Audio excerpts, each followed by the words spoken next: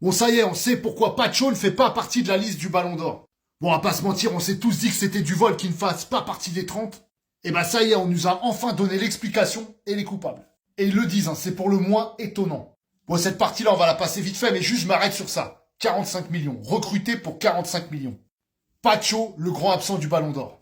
Sa première saison avec le PSG est un modèle du genre pour une nouvelle recrue. Constant, efficace et impérial dans les grands rendez-vous. William Pacho avait sa place à la table des meilleurs centraux du monde. Mais il en a été décidé pour certains autrement, on va voir la raison. Trop de Parisiens, une des raisons. Mais c'est pas la seule raison, vous allez voir, il y a pire. Donc déjà, ils ont jugé que 9 Parisiens, c'était déjà un record, c'était déjà beaucoup.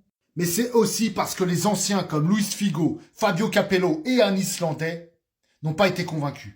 Et là, accrochez-vous, on lui reprocherait son carton rouge en quart de finale de la Coupe du Monde des clubs.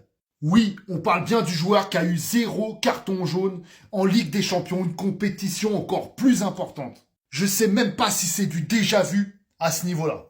À ce niveau-là et avec des matchs comme il a fait. Hein. C'est une performance de fou. Bref, ils ont choisi, il n'y a pas d'importance. Que tu figures dans les 30 ou pas, nous on le sait. Parce qu'avec Incroyable Parisien, la vérité, bah c'est le terrain.